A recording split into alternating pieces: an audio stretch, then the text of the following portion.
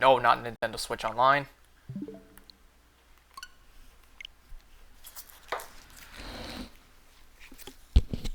Okay. So I wanna say this. But before I started this, literally like not even 5 minutes ago, I opened Pokemon Go and I got two shinies back to back. I got three shinies today, and two of them were just now, not even 10 minutes ago. I got a shiny Gligar around. Actually, I can look for the exact time because I took screenshots. I got a shiny Gligar at 3:53 p.m. today, and then just now, I got another shiny Gligar at 9:54 p.m. And then literally 2 minutes later, 9:56 p.m., I got a shiny Alomomola. I just got two shinies back to back, and I got three shinies in Pokemon Go today. That's nuts. I don't know if the odds are increased or did I just get extremely lucky just now. So how's everyone doing? Today we're going to be continuing to shiny hunt Registeel.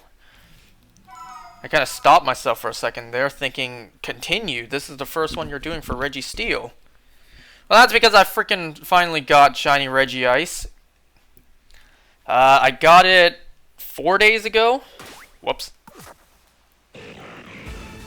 Today is March 16th. I think I got it on the 12th.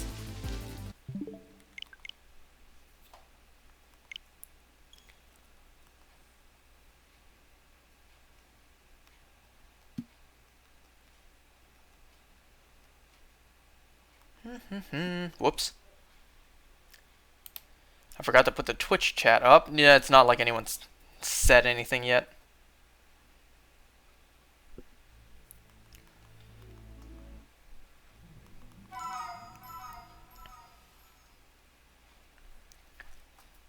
But yeah, I just got two shinies.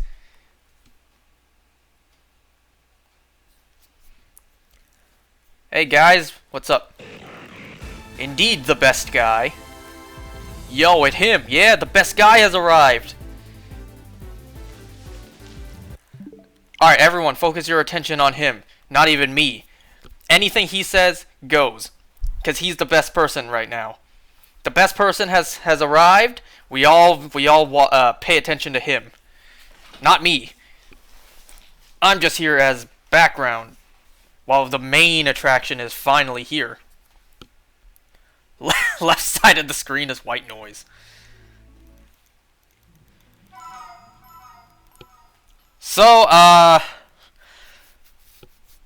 few days ago, a friend of mine showed me this video, and I immediately started thinking, like, how would I survive this? It's not really much of survival, it's more of how would I make it through this? How much longer is this game? Well, shiny hunting never ends. I now have 30 total to hunt, and I've gotten 5. What is that? What's 5 out of 30? I should probably know this. I really just pulled out a calculator. That's 16%. I'm 16% done shiny hunting. I mean, it's true what they say. Your calculator's history is more embarrassing than your search history. Alright, I'm trying to find the video of what my friend showed me. Aha! I found it. So it's by a channel called Jubilee. I don't know how many people know about this, but it's titled 8 Strangers Begin a $300,000 Social Experiment. Money Game Episode 1. Now, I don't know how many episodes there are. I probably could check right now. This was posted 2 days ago as of me playing this. This was posted... How do I check? Oh, posted March 14th. So yes, only one episode is out so far. I encourage you guys to go watch it first, so you can actually understand what I'm actually talking about. So the basic, what is it? Title: 8 strangers begin a $300,000 social experiment. Matter of fact, didn't I send it to you?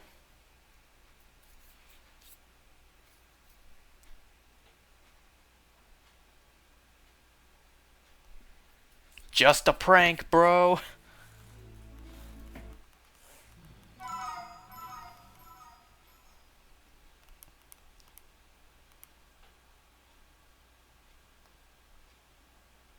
That should be the link.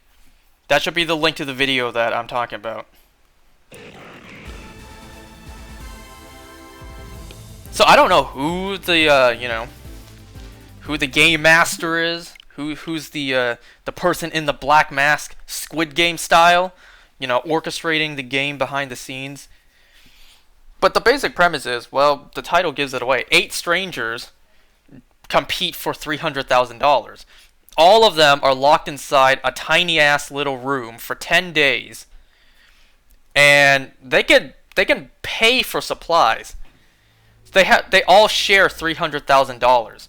So they can buy stuff like food, sleeping bags, water, any other accessories. And anything they buy comes out of their $300,000 total. And whoever is remaining, PS5, yeah, I guess you could. I'll get to that in a second, because the friend who sent it to me, that's exactly what he said. Well, not a PS5, but anyways, so whoever out of the 8 people who remain till the very end, what's remaining of the $300,000 gets split between them. But here's the catch. I think whatever they pay for is like 1,000 times more expensive, so like a bottle of water is like $2. So if you buy a bottle of water in the game, you spend like 2,000 of the money. So 8 people sharing $300,000, and whatever supplies you buy, I think the price is like 1,000 times more, or maybe 100 times more. I don't remember. So you can, people can quit. People can be like, I'm out. I'm not doing this. So, so 7 players, the money gets split up between 7 people. So that immediately got me thinking, what would I buy? What supplies would I buy to survive in a little ass room for 10 days? I watched the whole video, so if anyone saw it, don't worry, I'll get to the other parts. So that's what I was thinking at first. I was thinking, what would I buy? I need to optimize my cash smartly. So I need to think about, the food I have to eat, what kind of food I'm going to buy, how long can it sustain me, how small can I portion the foods. So immediately in the video, the contestants were buying sleeping bags, and then first of all, I was thinking, hell nah, fuck the sleeping bag. I will sleep on the solid hard floor if I have to. I'll sleep with my back on the wall, sitting up. I don't need no damn sleeping bag. I ain't wasting money for no stinking sleeping bag. So, first of all, for me, sleeping bag, I'm not buying that. If I go through one night and it's way too cold to buy if it's too cold to sleep without a sleeping bag, then I'll buy one. But I'm not immediately going to think, how am I going to sleep comfortably? I'm thinking about food and rations. So that's a no for me on the sleeping bag, at least for one night. If I can handle a night without a sleeping bag, I'm going the entire 10 days with no sleeping bag. So then it got me thinking, the most important thing, food. What food would I buy to survive the 10 days in this little room? At first I thought, okay, ignoring the food for a second, water. Water is more important than food. So I thought, okay, I can buy myself maybe 10 water bottles. Don't buy a case of 24. buy myself maybe 10 water bottles, 1 bottle a day. And then I thought, you know what? I can maybe buy a filter, buy like a Brita filter, constantly filter out my piss, and just keep on drinking that. Hey, it's survival and money we're talking about here, okay? The game is, whatever you spend is like 1,000 times more. And you split that money at the very end. Doesn't work like that? I know. I understand that. But hey, people in the wild, when it comes to survival, they drink their piss pure. So at least, maybe if I filter it, it would at least help a little bit. But if not, I'll just drink my piss pure. And if maybe like, I don't know, 3 days, I can't take it anymore, then I'll buy some fresh water. Regardless, I'm trying to prolong my number of water. Wait, number of water? My amount of water for as long as I can.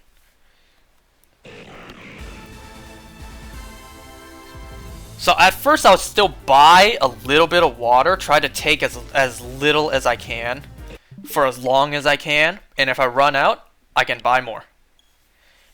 Drink your piss makes you more thirsty? Well, that's good to know.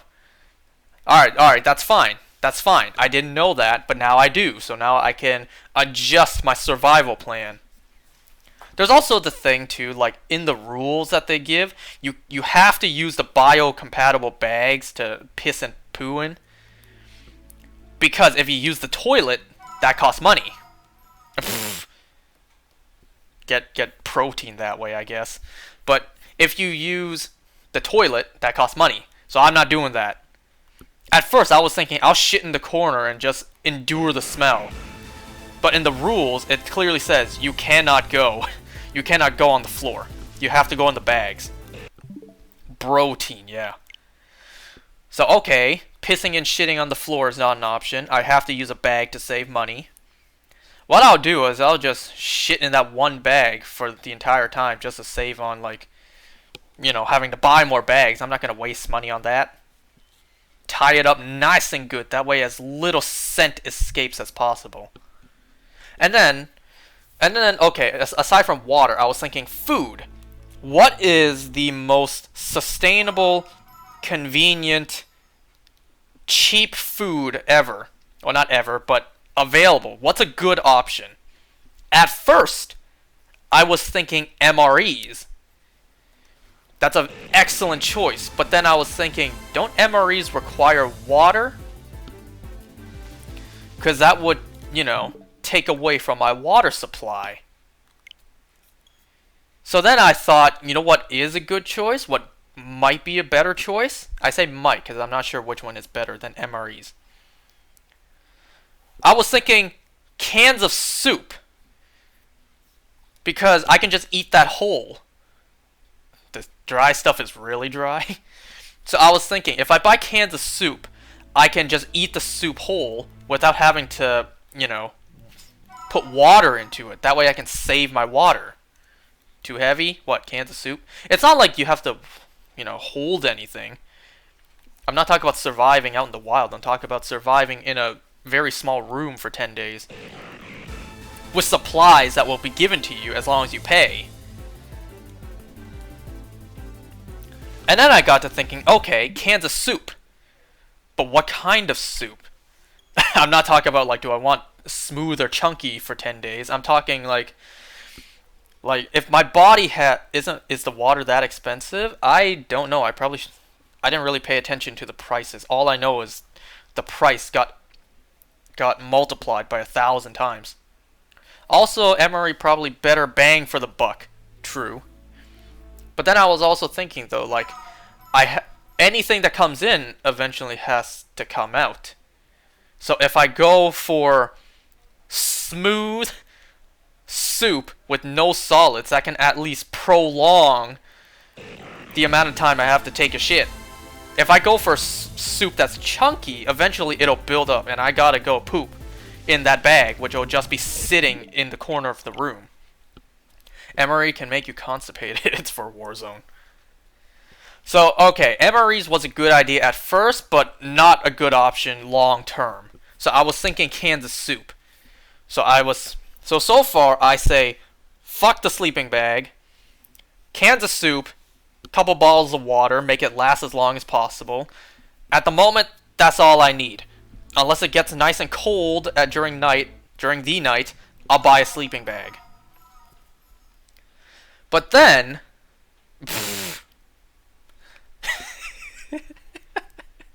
buy them OnlyFans subscriptions. Okay, so all this aside, jokingly, one of my the friend who sent me this video, he was like, spend all the money on yourself so no one else can use it. And then you just take everything you bought and just leave. So you have $300,000. I'll take 100 PS5s, please. Nobody else has any money left. I'm out of here. Thank you. Bye now. Obviously, they won't allow that. Alright, so here comes one of the biggest problems. The other contestants. Because this is $300,000 shared upon multiple people. So they too have to buy supplies to sustain themselves. So there's one person in the video that I hate so much. No offense to you, bruh, if you ever see this video for whatever reason. I should probably figure out this guy's name so I can be like, I hate you, but, you know, no offense. Especially when it comes to surviving this, it's like, god damn, bruh, why are you even here? You're wasting all the damn cash. Alright, this dude's name, let me just figure it out. I don't mean to call him out, but it's like, you know, out of all the contestants, I don't want to be rude and be like, yo, the big dude. The hell was this dude's name again?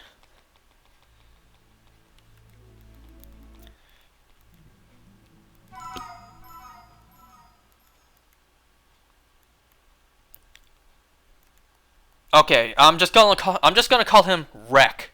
Because technically that's the first 3 letters of his name. R-E-K. I'm just call him Rek. I think that's what he goes by in the video too. God, I hate this guy. I'm sorry. What pissed me off the most about him being, like, I don't know. What pissed me off so much about him attending, what's the word? Participating, that's it. What pissed me off so much about him participating is how foolish he is on wasting money. He probably should have known what he was getting himself into, being locked in a room with money. Like, you can win this money, but however much you spend is however much you lose. Times 1,000, I think. First thing he did when he was locked in that little ass room was like, I need to vape. I'm very addicted to vaping. I bought nicotine. I'm just thinking like, motherfuck. You wasted my possible cash money on goddamn nicotine? He bought something else, which I don't remember. Oh, I remember now. It wasn't him. He didn't buy something else. It's another problem that he causes for the other contestants. It's that at nighttime, he snores. And because the place has thin walls, you can hear him snoring. So this douchebag wastes money on goddamn nicotine and snores at night. So later in the video, it's kind of like total drama. You have a choice to vote someone off. I'm sorry, bruh, but you my first choice. You're gonna waste money on vapes, and you're gonna keep us up at night? I'm sorry, bro. You gotta go. You out of here. You a liability right now. Of course, as of me playing this, there's only episode 1 out. I don't know episode 2, whenever that's out. It's like, I don't know the results of the elimination. But fingers crossed, I hope this dude gets booted out. I'm sorry, but if there's one person I do not want to win, it's him.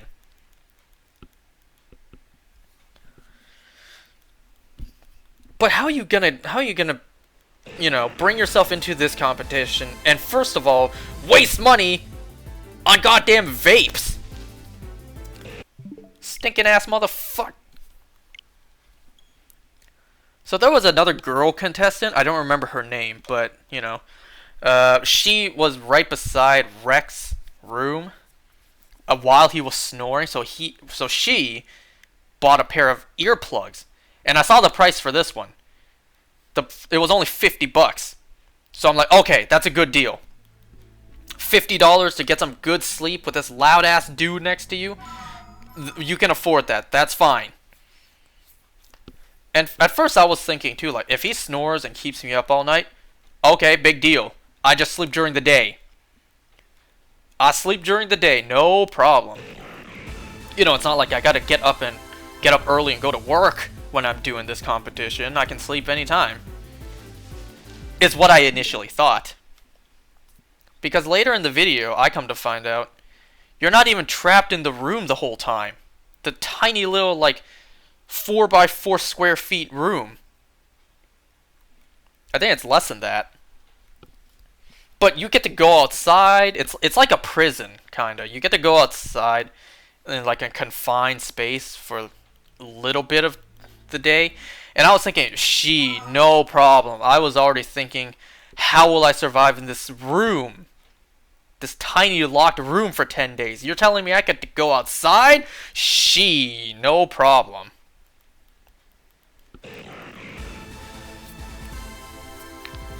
But it's like, how would I survive that room? How would I survive being locked inside a tiny little room for 10 days if I have money and I'm able to buy in supplies, but I'm trying to save as much money as I can? So at first, that was my plan. Cans of soup, bottles of water, make it last as long as possible.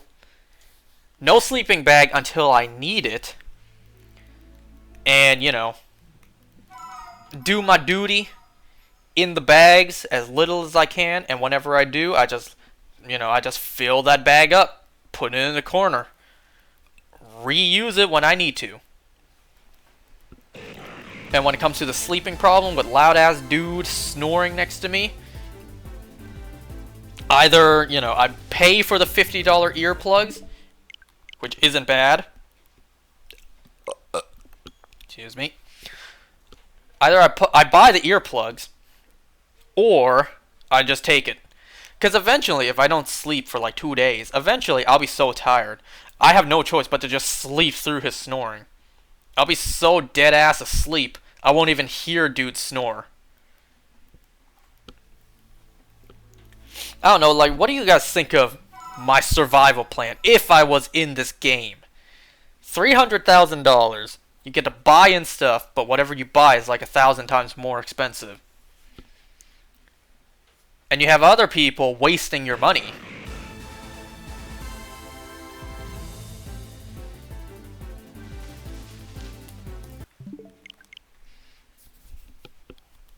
So that was my plan before I realized you were allowed to exit the room and actually walk around.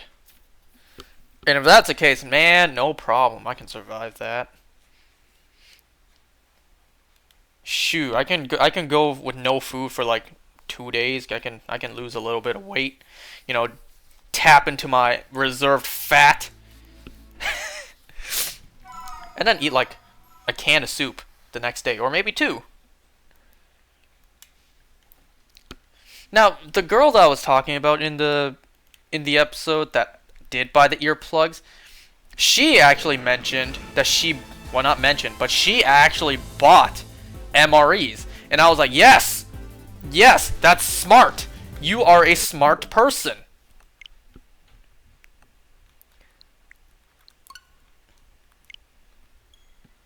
But here's where her mistake was. Well, somewhat of a mistake. Because when it came time for all the contestants to leave the room and finally meet each other, she just revealed her plan. She just, you know, they just talked. And I'm just thinking, bro, I don't know these people. I'm not going to share my plans unless it's a good plan to save money. And then, you know, there was the reveal that they have to vote someone off. At that point, you better form some alliances, Because I want that one dude gone. The one dude who wastes money on nicotine and snores.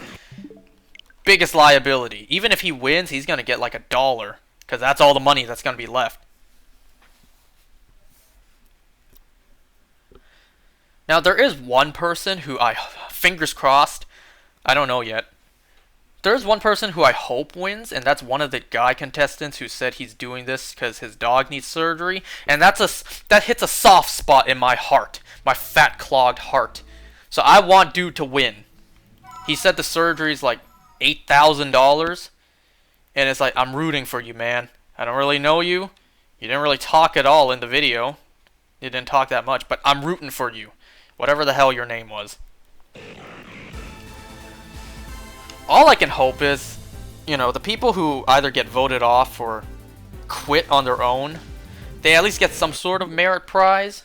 Like, here's $1,000 just for participating. 1,000 might be a bit much, but you get what I mean. I hope they get something. I say that because one guy actually did quit on his own, because I think he was like claustrophobic. So him being in the little room was not good for him. I don't know why he even joined. Oh, I think he said he was like trying to challenge himself. And then there was this one other dude. He said like he was homeless and he finally, you know, got a home for like a couple months prior. So, you know, the money would help. So I'm like, yes, all these people need the money, except for the dude who snores. Well, everyone could use more money. It's like that meme I've been seeing go around on Instagram. I have 99 problems, and money can solve at least 73 of them. Yeah, I hope that everyone who needs the money can last the 10 days, because that way the money can be split between them. I just don't want that one dude to win, because I really don't like him one bit. I'm sorry. You're gonna waste money on goddamn nicotine and vapes. When you know damn well what you were getting yourself into.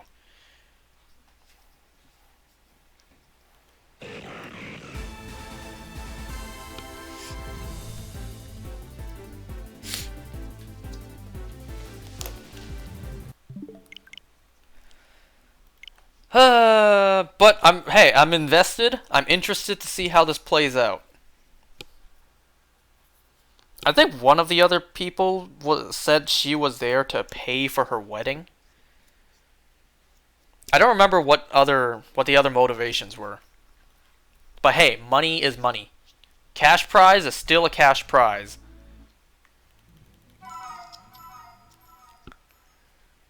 So that's actually, you know, my plan for if I was in this situation, how would I survive? It's kind of like me in Squid Game. How would I survive the games in Squid Game?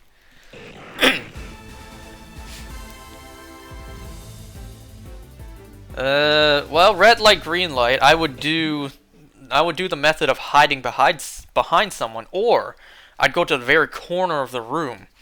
That way, one side of me would be completely safe from anyone interfering. I just have to watch out for my other side that is completely exposed. You know, make sure nobody like pushes me whenever the doll turns around and is getting ready to shoot. What was the second game? Was the second game Honeycomb? I think I've mentioned this before, but if I discovered moisture softens the cookie, I would just piss in the tin. What was the third one? I only watched the show a couple months ago. What the hell was the third game? Was it Tug of War? Or was that the fourth one? There were 6 games. There was Red Light, Green Light, Honeycomb, Tug of War. The last one was Squid Game. There was the Marbles and Glass Bridge. So yeah, Tug of War was the third one. Yeah, I before watching the show, I had no strategy for Tug of War. So that's a 50 shot for me.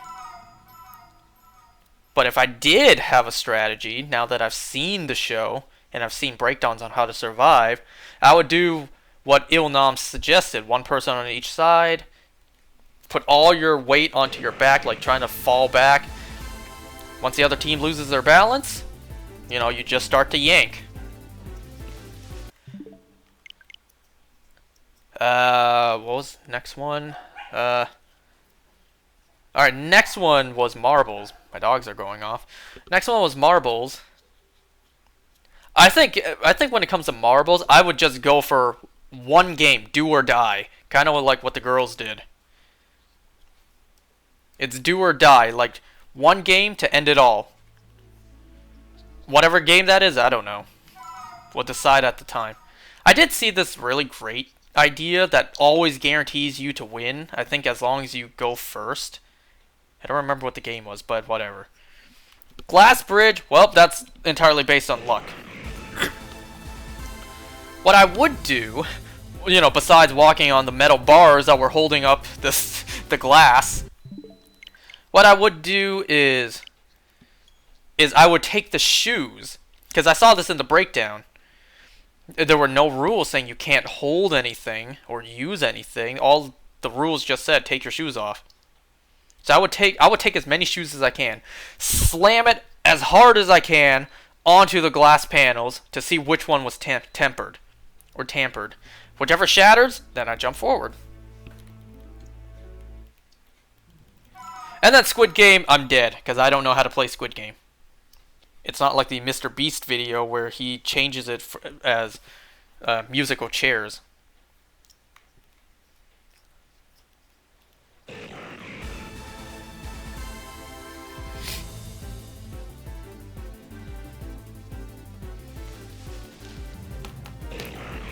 I don't know, what supplies would you guys buy if you were in that scenario?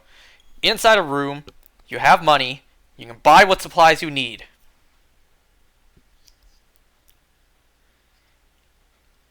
I mean, I guess some people could splurge. You'd buy MREs? I think I'll stick with the soups idea.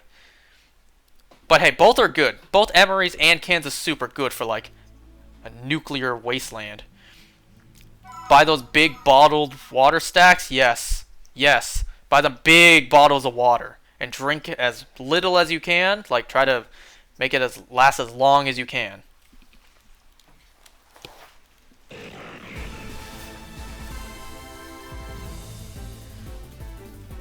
Imagine someone splurges like, I'll take a grill, I'll take some charcoal and some Wagyu beef. No exercise? Correct. No exercise. Do not tire yourself out. You gotta conserve that energy. And you know, if you have like a belly like me, then the fat will come in handy. Keep you warm at night. And also, if you're starving, you have a little more time to tap into. Yeah, you have some reserved fat to tap into. Conserve water. Emery will last forever. It's unlikely. Well, I was about to say it's unlikely, but the challenge only lasts for 10 days. I doubt they'll give you a can of soup that'll expire in those 10 days. You know, cans typically last for a good couple of years. So, the cans they got you.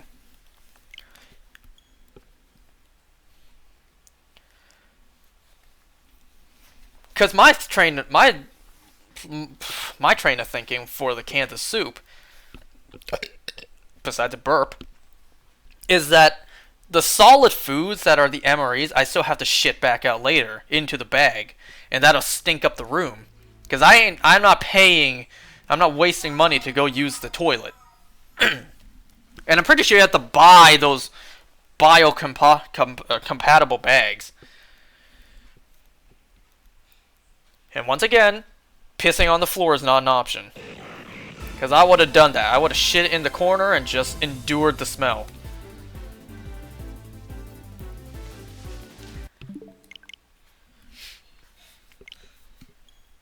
But yeah, that's why I was thinking cans of soup. You buy soup that has no solids, it'll at least prolong the amount of solids that'll build up. Because who knows, maybe that'll just come out of your urinal tract instead of forming as a mushy well, mush, and come out the other end. That's not how science works. It will come out. It will come back out as somewhat of a solid, but it won't take as fast. I don't know, this might be TMI, but when I got my wisdom teeth removed and all I ate was soft food, I didn't go to the bathroom. I didn't, do number 2 for like a good 3 or 4 days just because I didn't really have anything solid to work with. So there, I have experience. Is that even experience? I have somewhat of knowledge. Well, yeah, I guess experience would be the word. Because in that case, when I got my wisdom teeth removed, it wasn't even... Well, I guess it was kind of survival, because I needed to eat. I needed some kind of nourishment, but I wasn't able to eat any solid food. And because of that, no solid food, I didn't have to go for a good couple of days. So that'll prolong the amount of fresh air I can breathe in. Until eventually I can't take it anymore. So yes, cans of soup for me to have no solids. And even if they do have solids, I can at least like put them aside or just not eat it.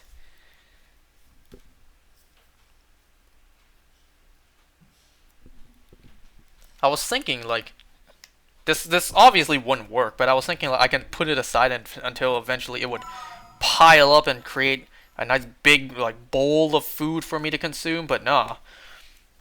When you open a can of food, the preservatives, you should eat that and not leave it sitting out, otherwise, What was the name for that? What was that, botulism? Is that what it's called? When you open a can for too long and you don't eat the food inside? Or if, like, the contents inside of a can gets exposed to air? The outside air? Is that called botulism?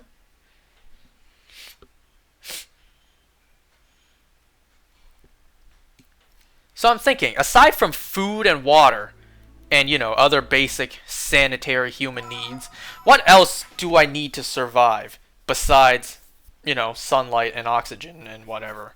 What else do I need? Like, not what else? It's not what else I would like to make it easier. What else do I need to survive besides warmth?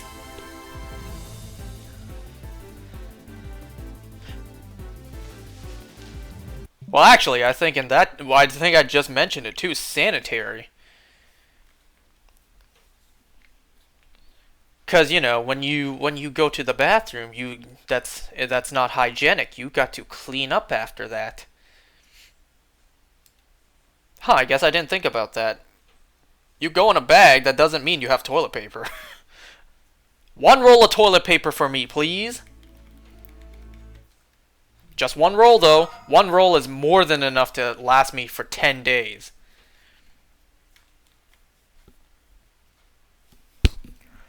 Alright, that's good. Wait a second, no.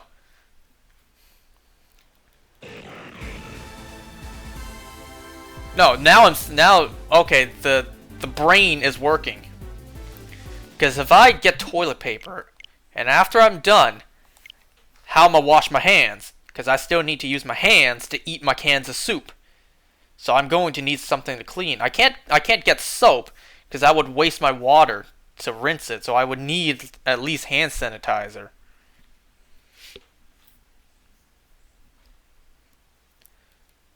Alright, I need food, water, toilet paper, hand sanitizer.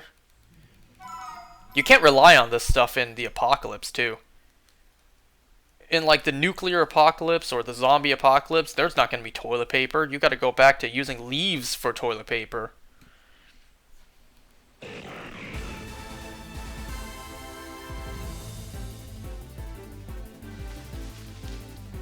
If that ever happens, I'm just afraid, like, I'll wipe my ass. I'll wipe my ass with, like, poison ivy. Or anything else that's toxic. Well, poison ivy's not really toxic, it's more just reactive.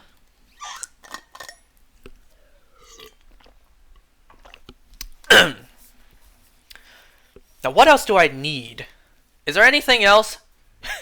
This is weird for me to ask. Is there anything else humans need to survive in that situation, that scenario? I have food, water, hygiene, and if I need, I'll get warmth for the night.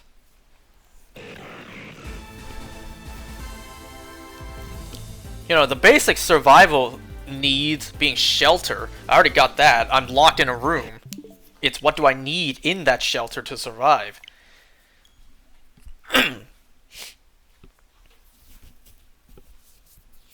Because you gotta remember, if you're in the wild, you find shelter, but you also need to find yourself food and water. You gotta filter out any kind of wildlife water you find, and then you gotta boil it.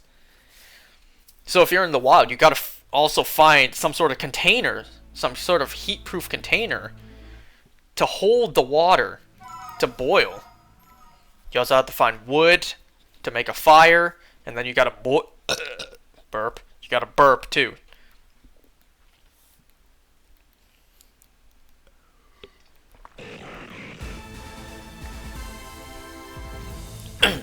You know, one day, if we ever have to live in the wilderness and survive, you gotta think about this stuff. You gotta know what you need to survive. I'm not saying I have experience or I'm the most qualified, but I read one book on a story about a person needing to survive in the wild. I watched The Walking Dead, and that's basically it. That's basically where my knowledge of survival in the wild comes from. You would think I would be more qualified if I'm watching stuff like Nat Geo Wild. Doing tax stuff sounds boring. Sounds adult content. What? Not adult content. Sounds like adult work. It sounds like stuff I don't ever want to deal with, but I know I will have to one day.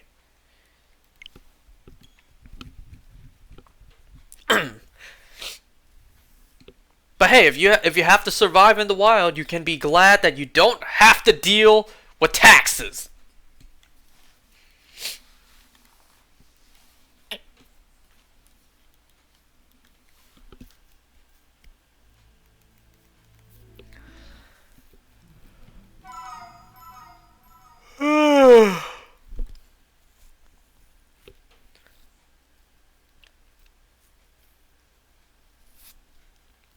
You know, if the zombie apocalypse happens, you know what the thing is you should not do at the very start? Well, first of all, at the very start, you should surround yourself with people that you trust and that are reliable. There is that. But what you should not do is you should not go into big populated areas, kind of like how we saw in Fear the Walking Dead. The only difference would be that in the Walking Dead universe, they don't have the concept of the dead coming back to eat the living. But we, in reality, do. If the zombie apocalypse happens, the news will tell us, and we will know, like, we'll know what to do. In that universe, they'd had no idea. But, but I imagine this part will still happen. Like, in the big cities, people die, they come back. You'll have police, you know, put them down, and people won't understand. There will still be riots. There will still be looting. So you do not want to be in big populated areas when a zombie apocalypse happens. Because not only that, when the virus spreads, and, you know, the big populated areas become infected, yeah, you don't want to be there. So that's number one. Do not go into populated cities. You should find somewhere that's secluded, somewhere that's safe. I know that's easier said than done. And you should immediately seek out shelter. What you could do is you could board up your houses and try to ride out until it's safe enough to leave the city. But question is, where would you go? I guess you just have to keep on going. You know, people say if the zombie apocalypse happens in real life, our government, our military, our scientists will have it handled? Hell no. Not a chance. Look at the way we dealt with this right now. Yeah, we utterly failed dealing with what we're dealing with right now. So if a virus goes around where the dead come back and begin eating people to spread the virus, we are done for. We have no chance to fix all that. The world over. Society as we know it is done for. The world over. We not coming back from that.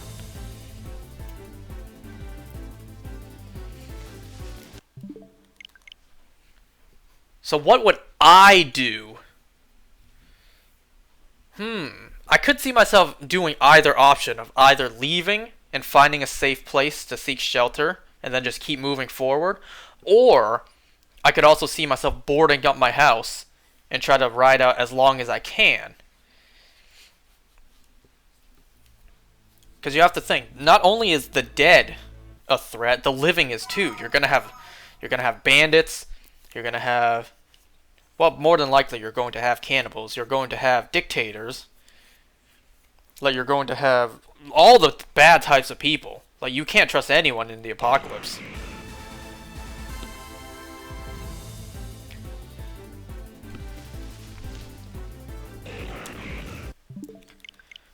So if you're going to board up your house and you're going to, you know, well, protect your home, you want to either set up traps in case any unwanted guests come by, or you want to make sure you have yourself an exit, an emergency exit.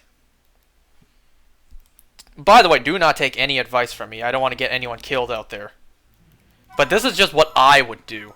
I would make sure that if my house is boarded up and, you know, a group of people armed is looking to rob me, finally being a hermit is paying off. I'm thinking apocalypse-wise. If I board up my house, I see a giant group of guys walk by with like blades and guns, I would make sure I have a safe way to leave, to make sure I have an exit and run. At that point, you just have to abandon all your supplies, because survival is more important at that moment. You can maybe like take a can of food and take like a bottle of water with you, but if you have to, leave it. Like, if you're running with it and it's causing noise to attract attention, drop it and run. Also, all those Christmas years watching Home Alone. Yes.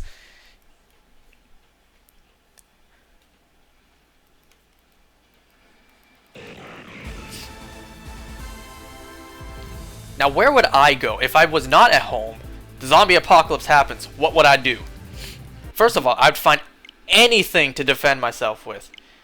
I can't expect to find a gun, because, you know, that's just not realistic. I can't just, like, walk into a department building and like, oh, there's a gun on the floor, let me take this, in the apocalypse. So I will find anything to use as a weapon. Be it, I don't know, a crowbar, a letter opener, a broken piece of glass, anything. Something to defend myself with in any situation. We ain't America. No, we are not. Like, even if you have to, like, grab a beer bottle and smash it. That way you have something. Good old nails and a bat? How about barbed wire on a bat? And name it Lucille. I don't think you'll understand that Walking Dead reference. You know, like, even having, like, a pen, like a ballpoint pen is good, because, you know, you can at least, like, jab someone in the eye with it. I have a pen in my hand right now. I don't know why. See?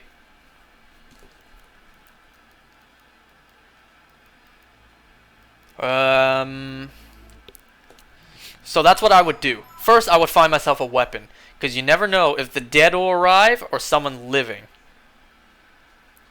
Then where would I go? Like I said, I would leave the city. But it's like, you know, the woods ain't exactly a great option.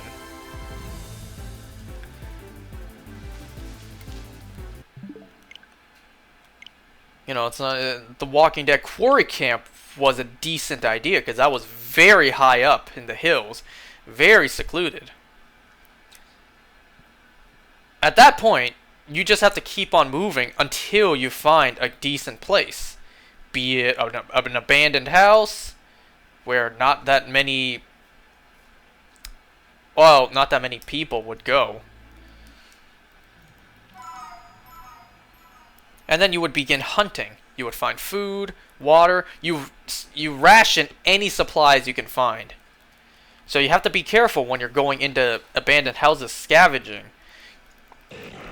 You know, you have to have weapons ready whenever you open a door, because you don't know if it's a closet or a bedroom filled with the dead and they're about to jump out and attack. You never know. So whenever you open a door, you have to be ready on whatever's on the other side. So if you ever do, like, go scavenge inside of abandoned houses, you take whatever you can, even if you can't hold on to it. See, you find yourself like a backpack and put the stuff in. You know, bottles of water, any sort of leftover food, like candy bars, anything. And then you also look for weapons. You find anything that'll be useful down the line. Absolutely anything, even clothes. Because, you know, if your clothes get wet, it's not like you're going to walk around in the apocalypse butt-ass naked. Or if your clothes get torn apart, your clothes get dirty, or if it's just too cold, you'll have a change of clothes, or more clothes to put on.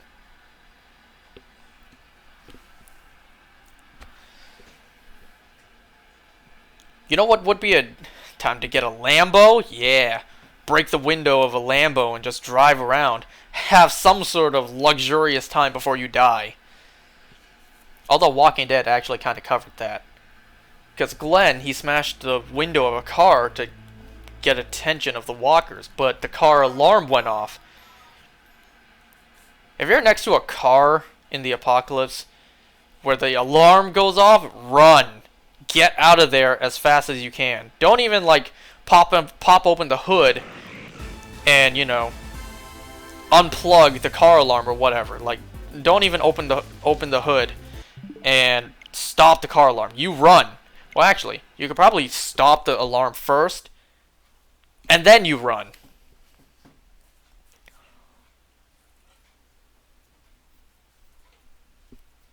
You know what would be a good place to look for weapons inside of an abandoned house? The kitchen. Because they would have, you know, knives. Well, yeah, they would have knives. You know, not every house is going to have an emergency stash of guns or weapons. Not every house is going to have, like, a bunch of swords, like, prepared for anything. Shotguns, yes.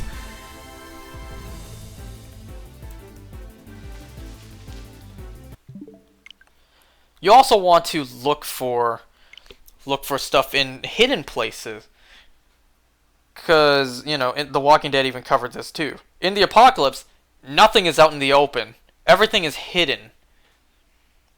So, like, if you're looking in an abandoned house, look inside the air vents. But also be careful.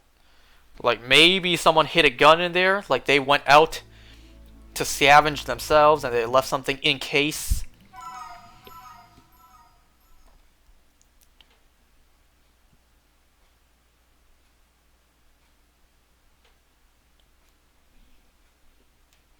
What else?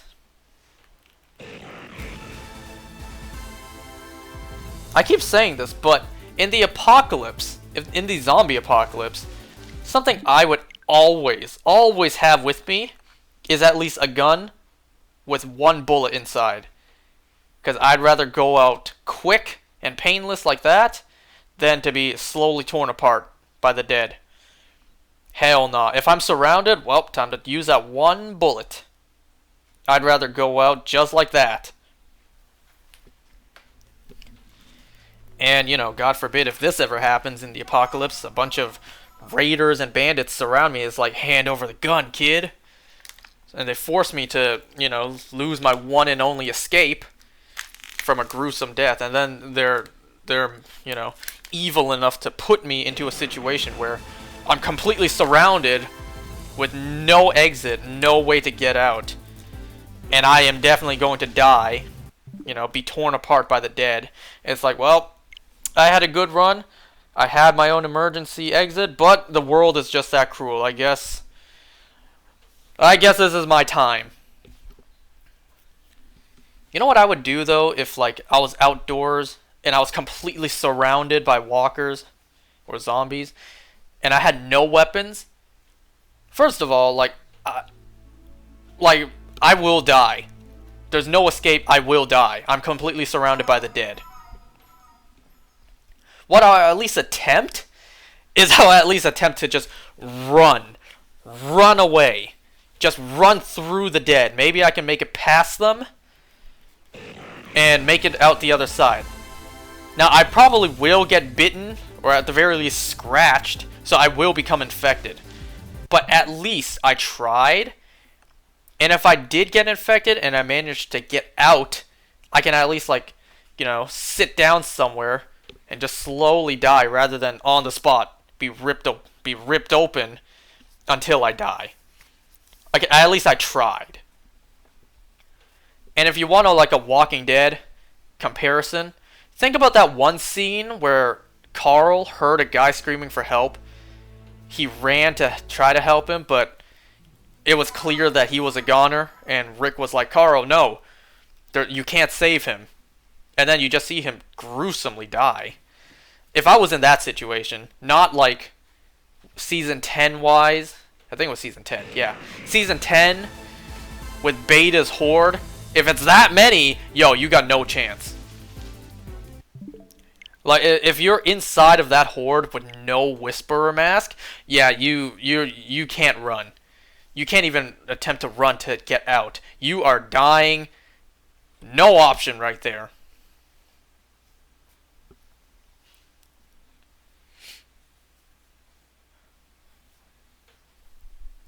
But, you know, fingers crossed. In the real world we live in, no zombie apocalypse will ever happen. If it does happen, well, this planet is done for. You know, if a zombie apocalypse ever really happens, the only way I can see it ever ending and humanity comes back and takes over the earth again, like humans become the top of the food chain once again, is time. Like, during the zombie apocalypse, I don't expect any group of surviving scientists to find a cure.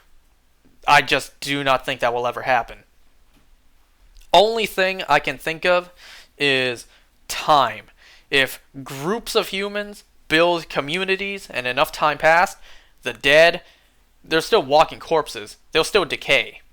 So enough time, like, I don't know, 100 years, 200 years, 500 years, all the dead will have completely decayed. At that point, the virus possibly eradicated.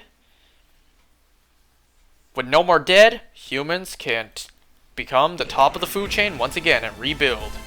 Rediscover, rebuild, all that stuff. I mean, I don't think that's a revolutionary idea. You know, the idea that time will stop the zombie apocalypse. I don't think that's necessarily, like, the biggest idea out there. Of course, that will be the case. But yeah, that's the zombie apocalypse is not going to happen. But if it did,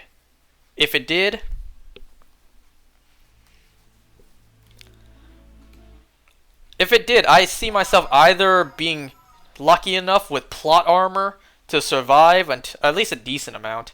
Maybe not until the end, but survive a decent amount, or I die immediately because I didn't know it was happening. I didn't watch the news. I went to work and I got bitten at work because I didn't know the zombie apocalypse had happened.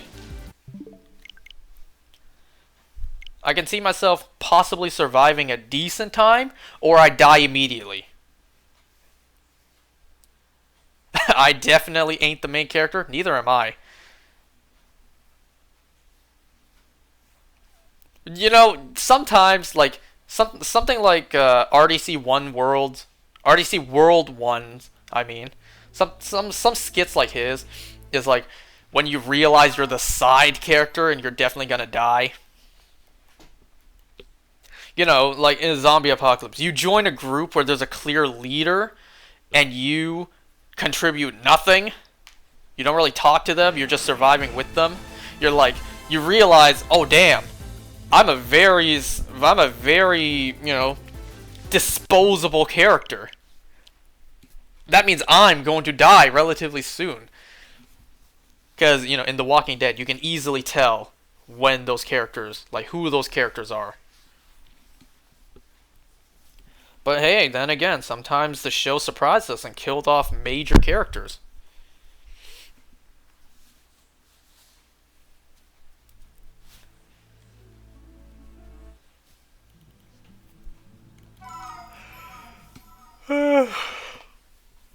But there's also this, though. In Fear the Walking Dead, they actually did something interesting.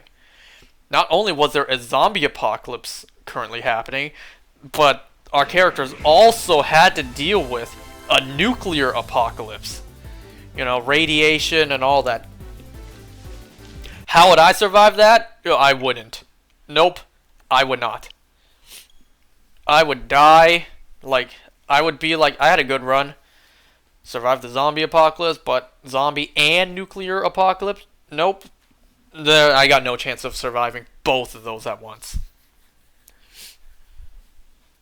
And it sure is convenient in the show that every character just happened to run across a nuclear hazmat suit.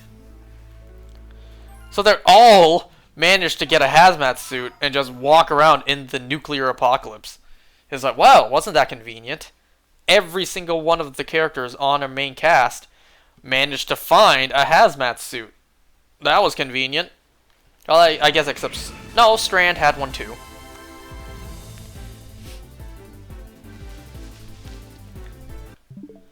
Something I don't understand about the show as of right now, Fear the Walking Dead. While they're inside the nuclear apocalypse, why don't just go somewhere else? Just keep moving forward until you're out of the blast radius. I know that's a big radius. But it's you staying in there. Take Morgan, he's stuck inside of a submarine. Well, I guess that could have been a reason. The radius is just too big, you have no protection. You won't make it outside the radius. That's possibly a reason.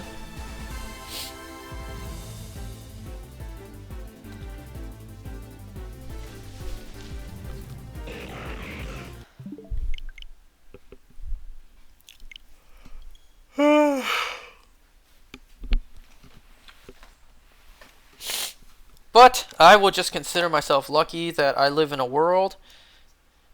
Well, lucky is subjective. I live in a world where we don't have the dead trying to eat all of us living.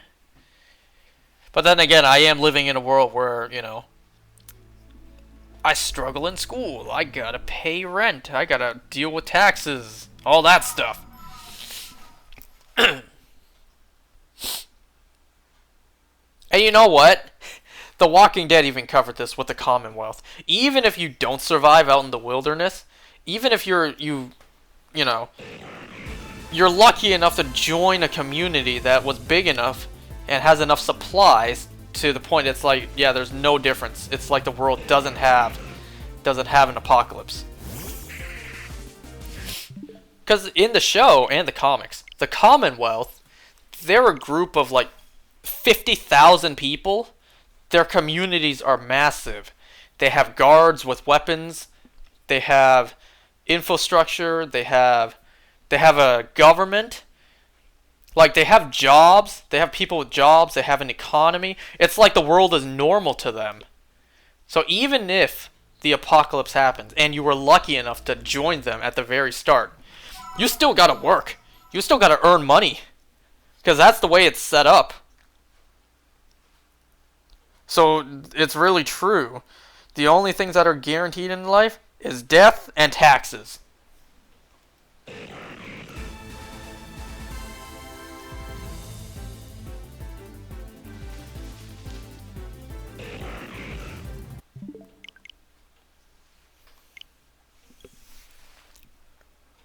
At least you were alive. Is that really a good thing, though, in this crazy world we're living in? We're on the brink of a third world war, and the pandemic's still not over.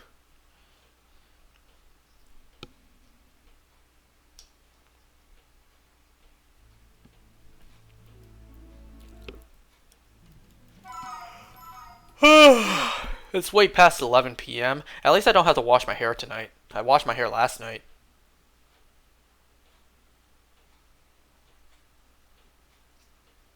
Oh, you know what? I've been rambling all this time. I completely forgot to talk about something about the game, the actual game that I'm playing.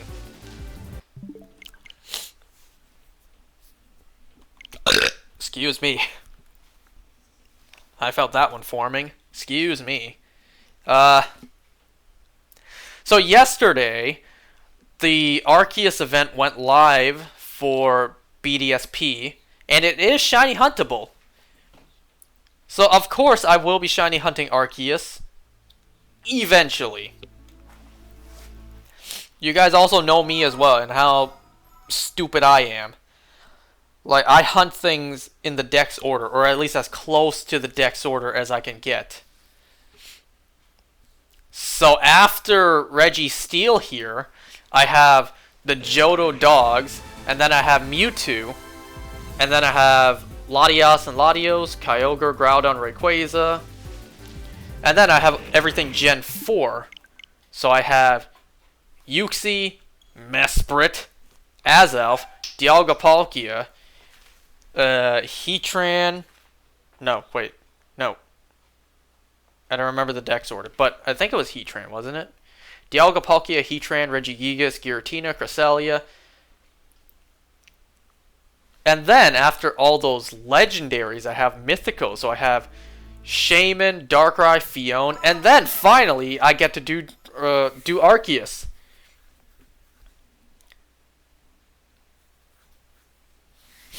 Nah, man, this isn't Pokemon. This is Digimon.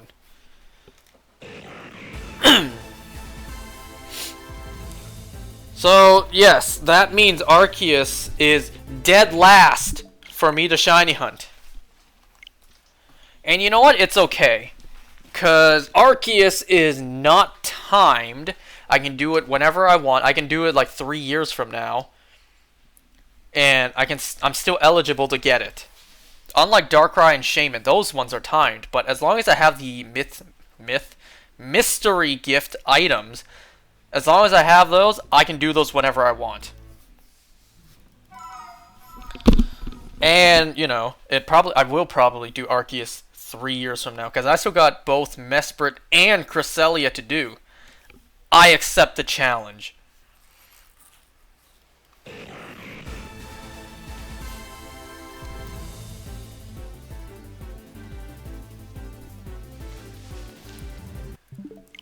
I mean, shiny hunting Arceus, I don't have the prerequisites required to get the encounter anyways.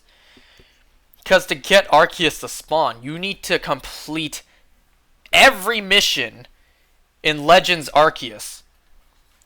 So I need to complete an entire other game, which I am nowhere near done.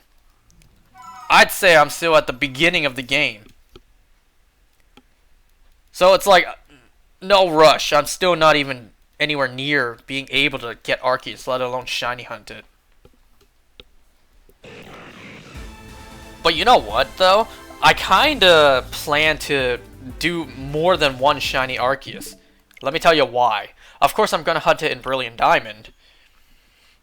You know, my main game. But everything I shiny hunt in this game will kinda be like a trophy. It won't be something I use in battle. Now, if I hunt a second shiny Arceus, that one I would use. And I'm considering that shiny Arceus, the second one, to keep on transferring up to future games. I don't typically do that. You know, it's why do you think I have a shiny Charizard in all my games instead of just the same one? Because, you know, the OT is different. and all that. It came from a different game. It's like, I'd rather get it and keep it in the game it came from. But hey, this is a shiny Arceus we're talking about. We're talking about Pokemon's version of God, just a better version of God. So it's like I'm debating of getting a second shiny Arceus and transferring it up to future games, as long as Arceus is programmed into the game.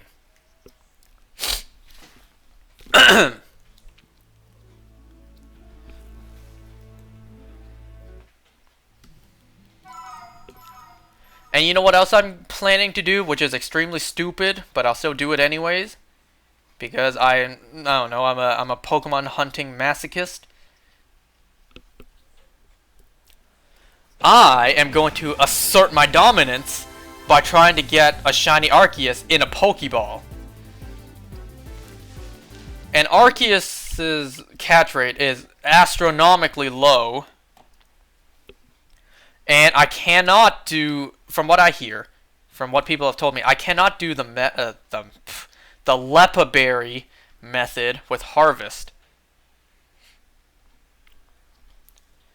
Because, what was Arceus' ability called? Multitask?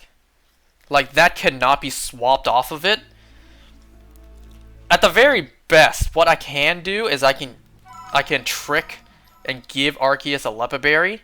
So if it runs out of PP, I can give it at best, like, 5 more PP.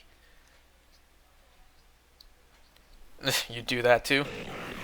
So if I cannot catch Arceus, and it begins to struggle, I will have to hunt it again, and again, and again, until I get the shiny, and I'm able to catch it in a Pokeball. I mean, I failed 2 shiny Moltres because I tried to catch it in a Pokeball, and it ran out of PP and struggled. You could get him in a Pokeball back in Gen 5 from Dream World. I didn't know how to do any of that stuff. I just played the game vanilla back then.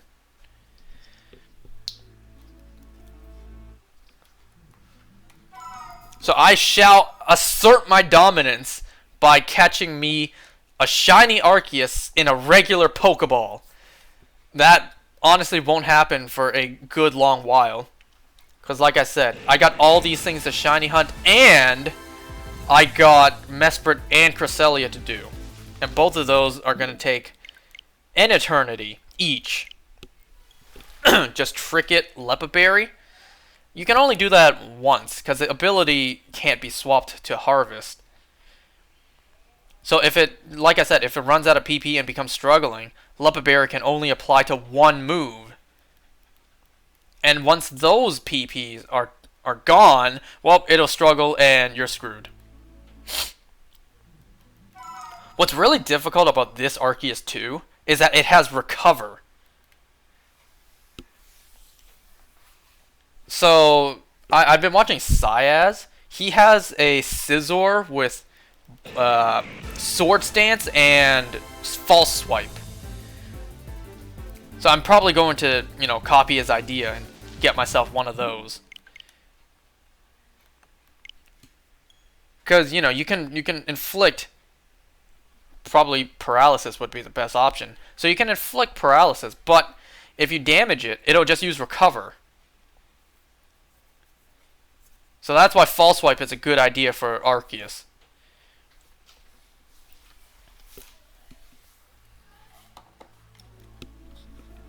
But you know what I'm also conflicted about, though? Do I get myself a third shiny Arceus for this one reason only?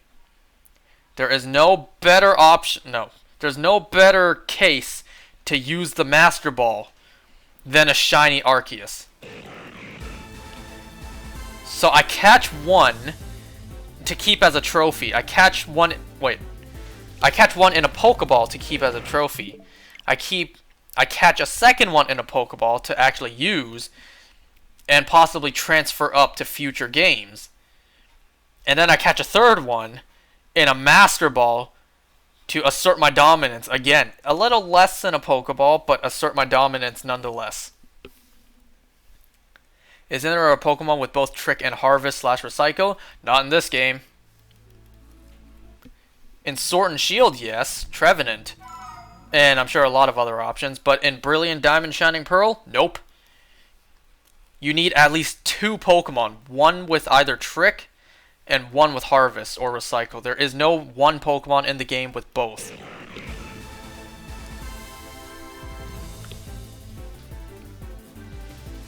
I mean, here, I'll show you. It's like, why do you think I have 2 different Pokemon for this strategy instead of just one? Because it doesn't exist.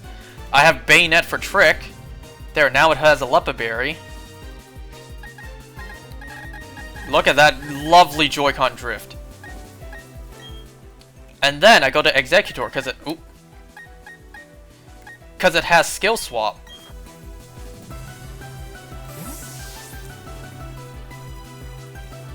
Just have a whole party with Trick Leppas.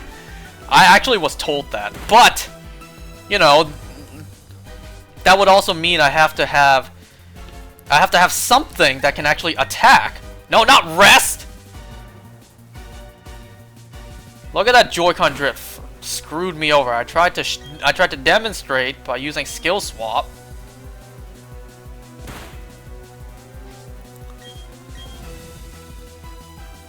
This is why I've started to have my fresh pair of Joy-Cons next to me when I'm shiny hunting this. So whenever the shiny appears, I can just like disconnect the current Joy-Cons I'm using. And then I could just reconnect my fresh pair that does not have drift.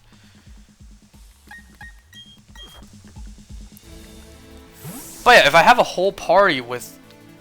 No, wait. Yeah, if I have a whole party with Trick Leppa Berries, not Perry the Platypus. Not Perry White. Like, say I have a whole team of Bayonets. What am I going to do in terms of attacking and inflicting paralysis? I'm sure Bayonet can learn some electric moves, but that's still not guaranteed paralysis.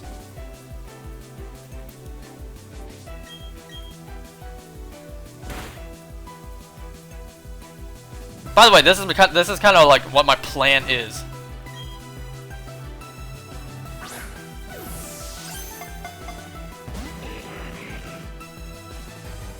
So this is my plan whenever Shiny Registeel appears. I don't know if it'll knock out my Quagsire, but well, we'll test it out. If my Quagsire gets knocked out, then I swap over to Luxray and use Thunder Wave.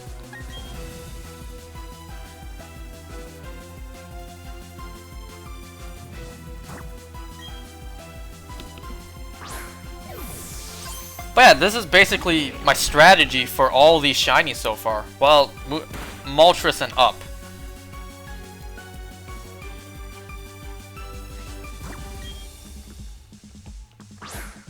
Because, you know, I don't have False Swipe. And it's okay if it breaks out a good amount of times, because I have the Harvest and Leppa Berry methods set up.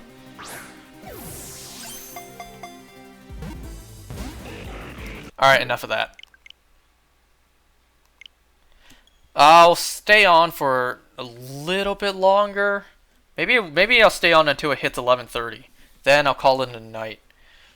Of course, I'm still going to hunt this on my own time. It's just I won't be streaming it. Oh,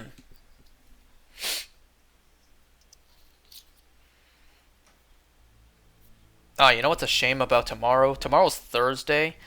I should have the day off of work, but I have to go to work tomorrow. I have not had a day off in 2 weeks. I think last Thursday I went to work also. Tomorrow morning, my dogs are going to the groomers to get a bath. They're going at a whopping 7 in the morning. You might be asking, why so early? Well, for those who don't know, first of all, I worked at a groomer's before. So what happens after a dog gets washed is they get locked into a cage where they're still dripping wet. Either, well, depending on the place, either they have like a fan, like some sort of ventilation, it going into the cage, so that while the dog is inside the cage, they'll be being blown dry, or they'll be dripping wet inside the cage until it's their turn, and then the people will take the dog out, put them on a table, and then begin to blow dry. So either they're inside of a cage dripping wet waiting for their turn, or they're inside a cage dripping wet with ventilation so they can dry while they're inside. But, you know, because my two dogs are little princes and deserve the best treatment, so what my sister prefers is that we pay for the express pack, I think that's what she calls it, where instead of my dogs being dripping wet, cold inside a cage, they get blow dried immediately. So it's from bath to table to being blow dried. Of course that's extra, but you know, our little boys are two little princes who deserve the best treatment. And the only time that they can do that is at 7 in the morning. Because, you know, they have a lot of other dogs to wash.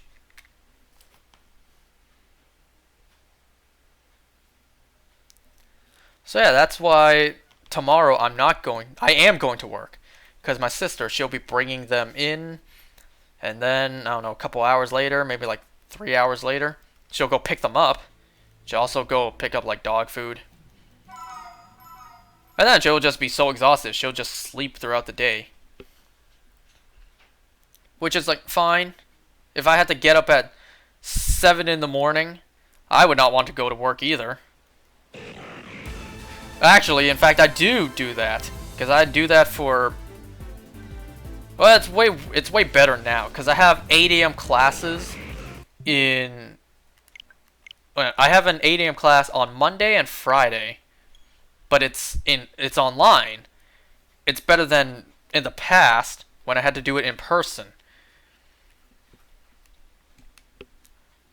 So that's not as big a deal. So I can wake up at like 7:55 in the morning, hop on my computer, you know, join class at 8 a.m. instead of like getting up at 7 a.m., getting ready, getting to school, being there in person for 8 a.m. class, and then going to work. But in a way, that's kind of the case for me right now on Fridays. Because Fridays, I have an 8 a.m. online class, which lasts until 10:40 a.m. And then an hour later, at 11:40, I have an in-person lab class. And then I go to work after.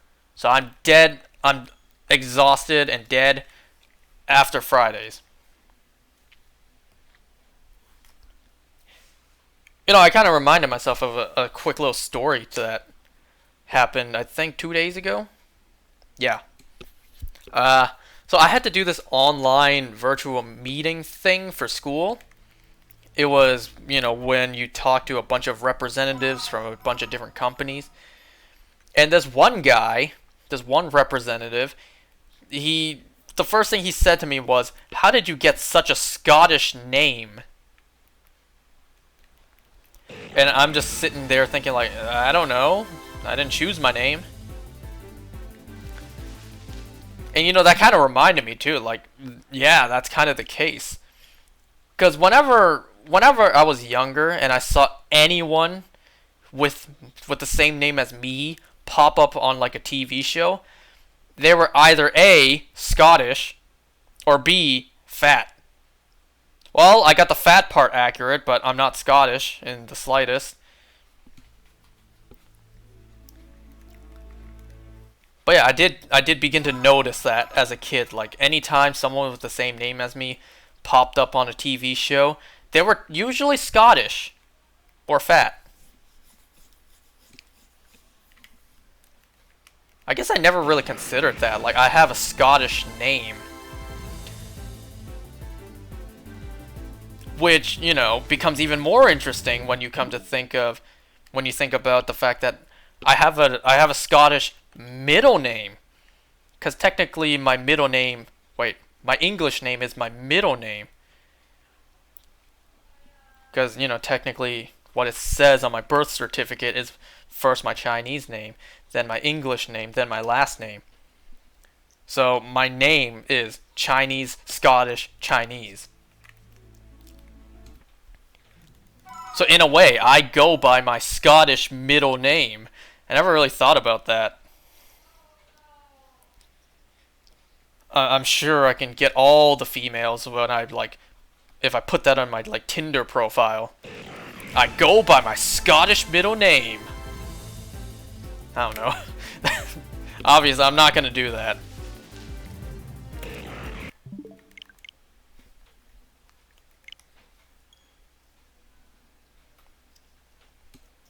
Yeah, it's just a fun little story. I just got reminded that I have a Scottish name.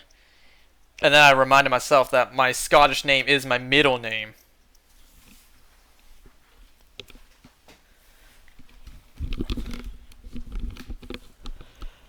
Well, about 3.5 more minutes.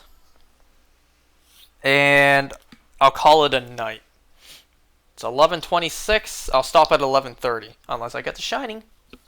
You don't know. Oh, for all I know, it could be shiny right now. Nope. It was unlikely. It was not impossible.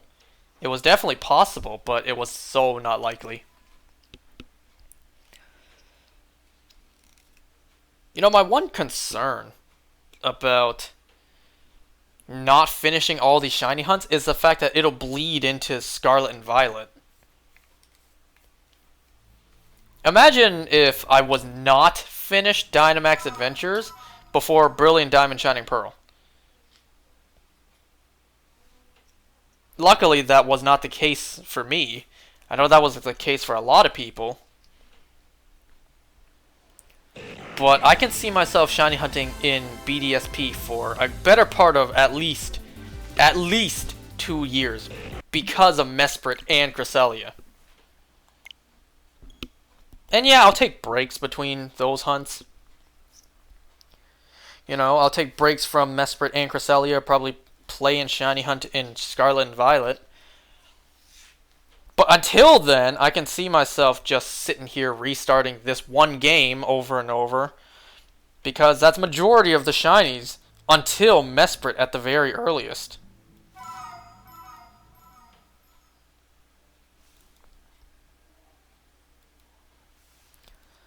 And at the very end, I have the big boss, you know, God himself. The thing that is very difficult to catch in a regular Pokeball, Arceus.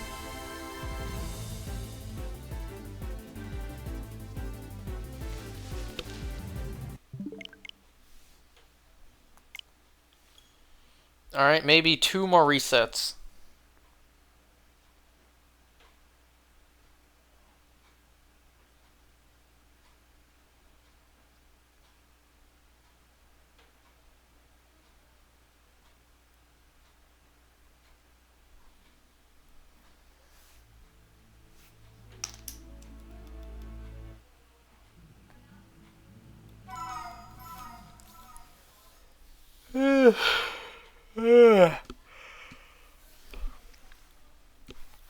I'm not getting enough sleep.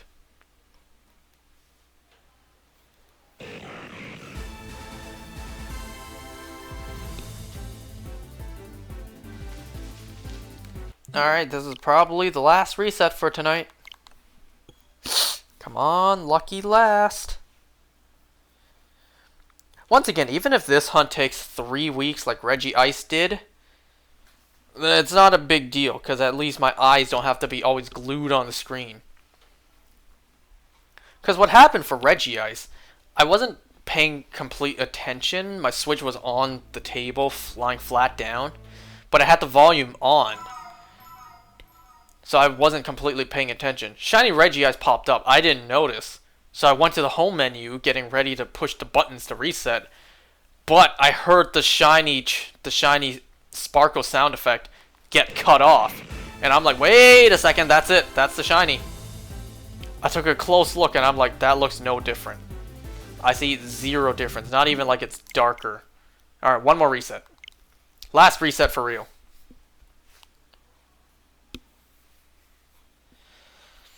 So yeah, I almost failed and restarted over a shiny Regice after 3 weeks of resetting. I would have quit right then and there. I would have, you know, like, snapped my game in half. I would have given up. I would have just gone straight to shiny hunting Shaman.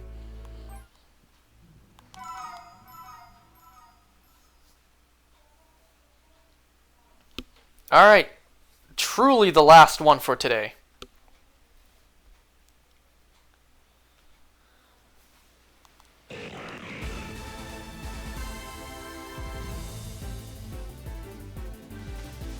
Nope. That's okay. Well, thanks for watching, guys. I'll see you guys next time. Well, bye now. Bye.